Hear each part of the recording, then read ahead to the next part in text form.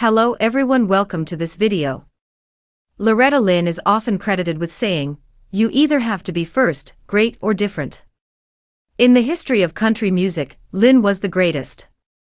As a singer, songwriter and commercial artist who savvily crafted her persona, as someone who exuded a rural, blue-collar authenticity, no one else has better personified country music. What made Lynn exceptional was not how she was the first woman in country music to sing outspoken material about women's issues, or that she presented herself differently in the context of country music, but that she best exemplified common, even clichéd definitions of what it means to be an empowered woman in the genre. Lynn wielded unique agency in crafting her country identity.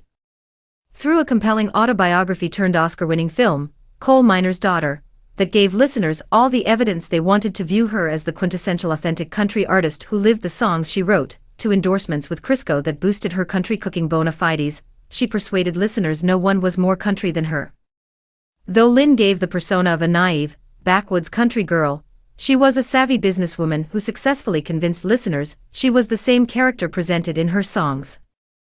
This is not to suggest Lynn faked who she was, although this is at least partially true with discrepancies regarding her age, but that she recognized the value of channeling a backstory as an artist and candidly voicing her reality and rebelliousness through the veneer of a pure, unadulterated country identity.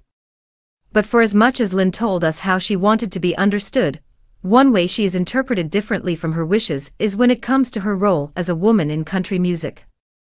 After Lynn died earlier last week, reports often identified her as the template for strong, even progressive, women in the genre.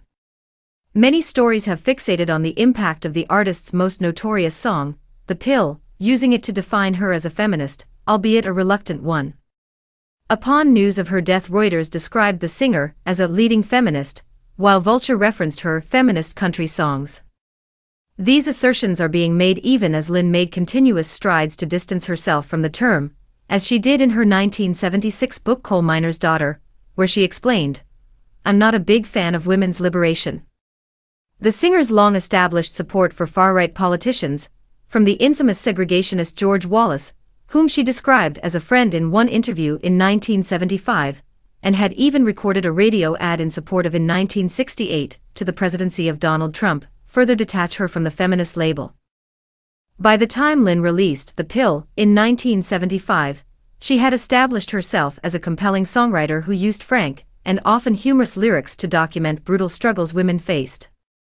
Don't Come Home A Drinkin' with Lovin' on Your Mind is about dealing with a drunk partner demanding sex. Rated X describes the double standards women experience in pursuing divorce, and One's on the Way portrays the difficulties facing mothers left at home to do all the caretaking and household work.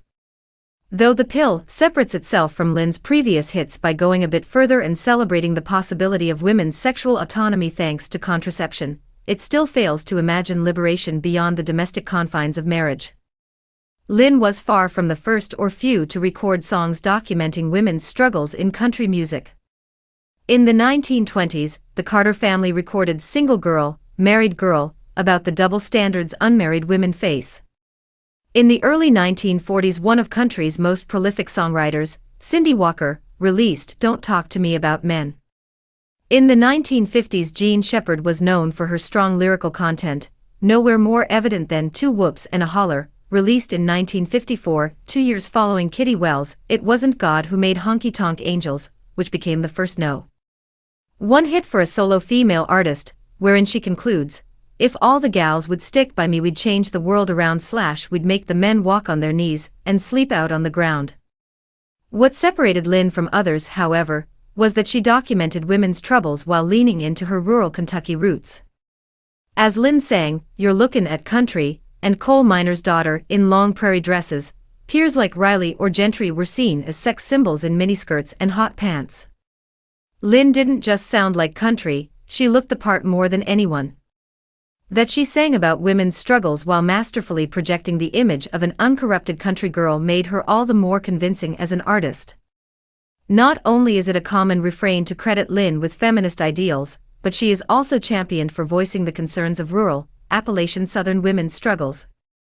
While there is no denying many of Lynn's listeners found this vocalization powerful, one should also remember how Lynn fit the stereotype of what a Southern woman signified in the minds of many both then and now.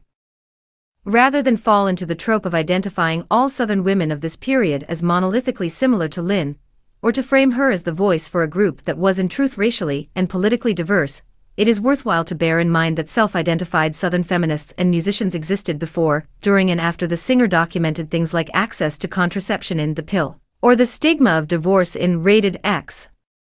According to Jessica Wilkerson, associate professor of history at West Virginia University and someone whose work focuses on Appalachian women, framing and centering Lynn as a leading feminist voice for Southern women erases the work of artists like Hazel Dickens as well as a history of other women's social activism in the region. Wilkerson has documented such figures in her book To Live Here, You Have to Fight: How Women Led Appalachian Movements for Social Justice. In one instance, she discusses a meeting in 1975 in Wheelwright, Kentucky, an hour's drive from Van Leer, where Lynn was raised, where the Appalachian Women's Rights Organization put together an event to celebrate International Women's Year. Thanks for watching. Please like, share, and subscribe.